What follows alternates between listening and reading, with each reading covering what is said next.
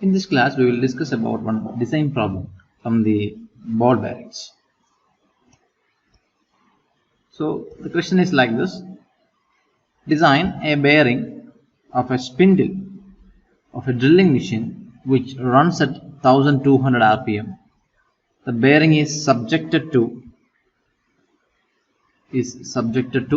a radial load of 3000 Newton and an axial load of 2000 Newton. The machine operates for 8 hours per day for a life of 5.5 years. Based on the strength, the minimum diameter is 50 mm. So this is the question that we have, and the first thing that we can note down here is the minimum diameter.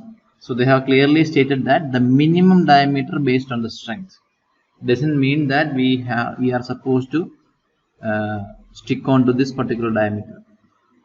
A diameter D should be greater than or equal to 50. This is the condition. So this is another option that is given in the question. Now let's see how the design is being carried out for this particular question.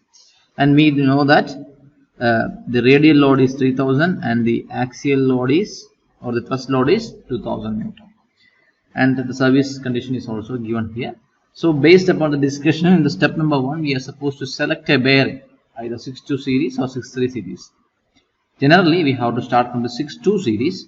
So if we consider the 6.2 series, so the based upon the diameter 50, we can see here. See, this is the diameter 50.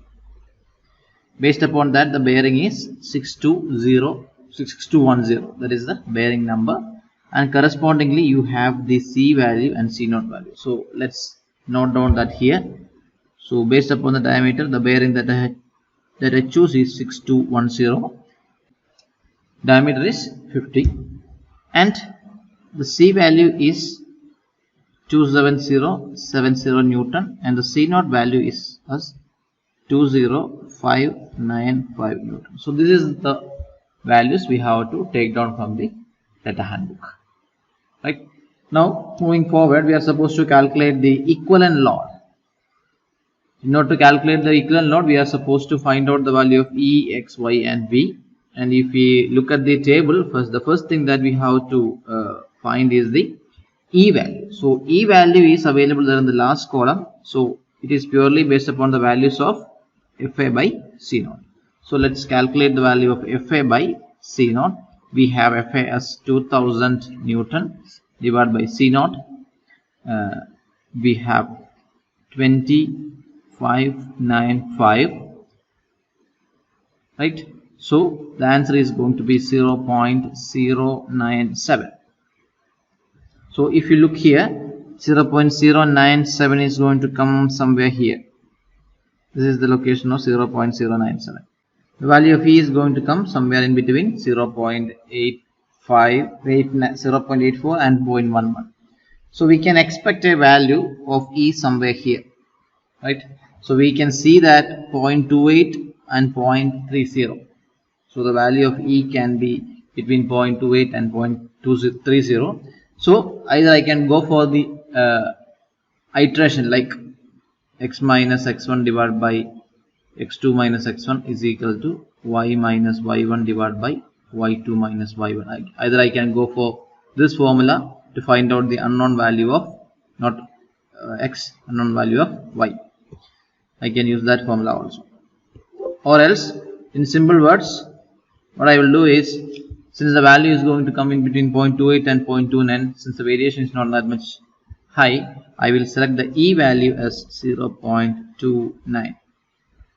There won't be much change. Even if it is 0.285, the error will be only 0.00 in that range. So this isn't going to affect the answers.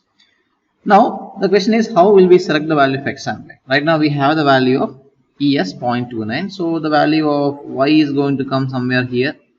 And we are going to take it as 1 because the inner ring is rotating. That's a condition, because the shaft diameter is given.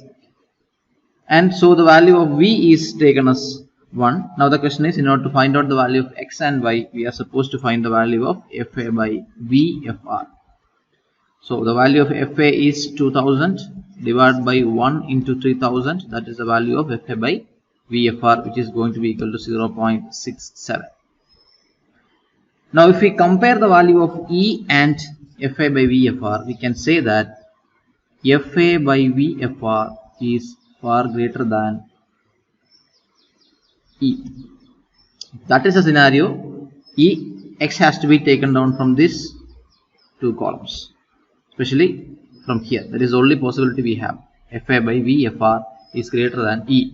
You may wonder about this particular condition for double draw bearing. No, even if it is a single draw, we can go for this value. Even if it is a single draw also, the value is going to be 0.56, and here also it is 0.56. So the answer is going to be one and the same. But if we cross check the condition, definitely we are supposed to go through this column number 10, and the value of X is taken as 0.56.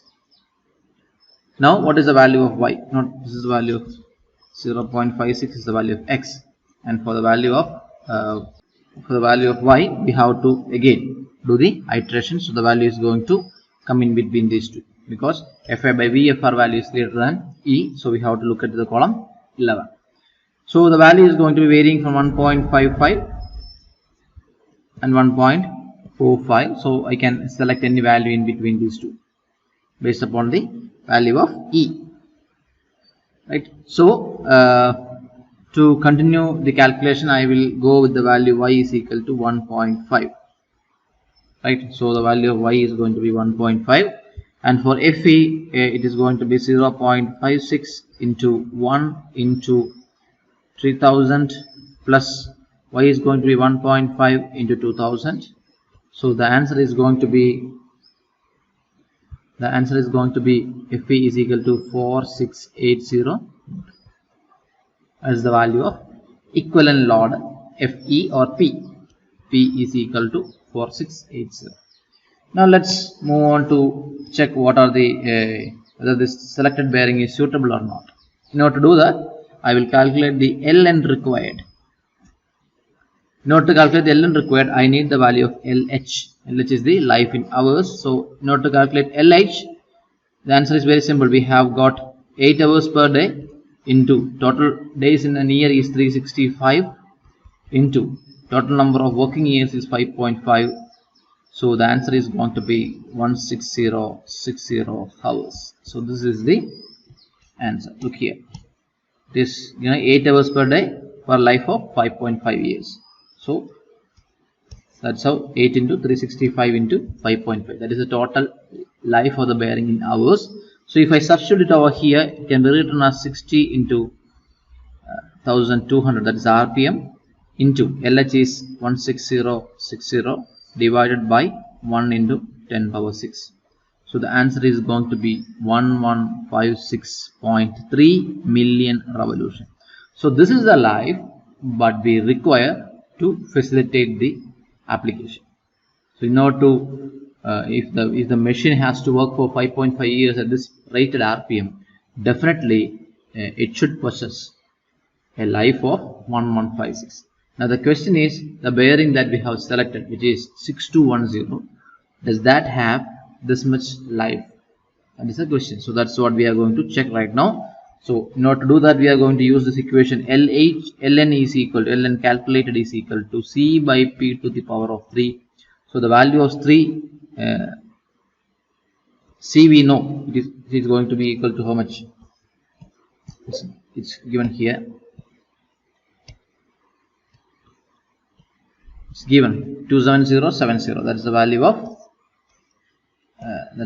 of C. So 27070 divided by P is nothing but 4680 to the power of 3. So which is going to be equal to what we are going to get the value of ln calculated as how much? 193.52 million revolution. Look here. See, if you compare these two, ln required is far less than ln calculated.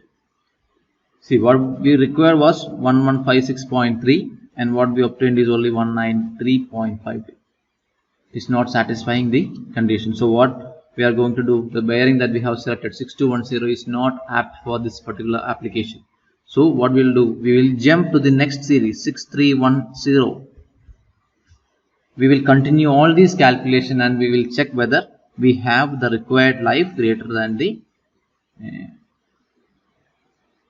the calculated life greater than the required life. So this is not, this is greater. This is greater, so it is not satisfied. Now we will continue with the bearing 6310 and we will check whether we get a life required greater than the a life calculated greater than the life required. So we have to continue this procedure until we find the correct bearing. If it is 63 series is not get satisfied, we have to move with the 64 series. And one issue with the data handbook is that, see, in our data handbook, sometimes when you solve 6310 may not satisfy, may not.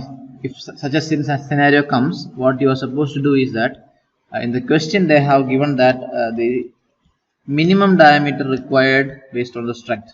Suppose even the 63 series is not getting satisfied, definitely the next option is to go for the higher diameter. You have to go for 55 or 60 and you have to calculate it again and you have to check whether it satisfies the requirement. So that is how you have to complete the design. And one more thing, I have already mentioned that the values in this data handbook is something different from the actual catalog. So for your reference, if you download any kind of catalog, especially you can easily get a catalog for SKF bearing and you kindly cross check with the values of any of the series, you can find some difference. So the actual reading that we have to relay is from the actual catalog. So that handbook might have taken some older values, but since the newer models has came into picture, the values might have changed. Anyway, we don't know what exactly happened in the data handbook and the actual catalog. Definitely you have to look into the actual catalog, but for the examination point of view, you are supposed to follow only the data handbook. So just rely on the data handbook values. So if you are not getting correct bearing, you just state that it is not getting satisfied and you have to give the right explanation before you moving into the next step. If you calculated X6310 and if you are not getting the right bearing, definitely you have to conclude that this bearing is not satisfying the requirement. So taking a higher bearing or a higher diameter, like that should be the methodology that you have to follow while you do the design. Thank you.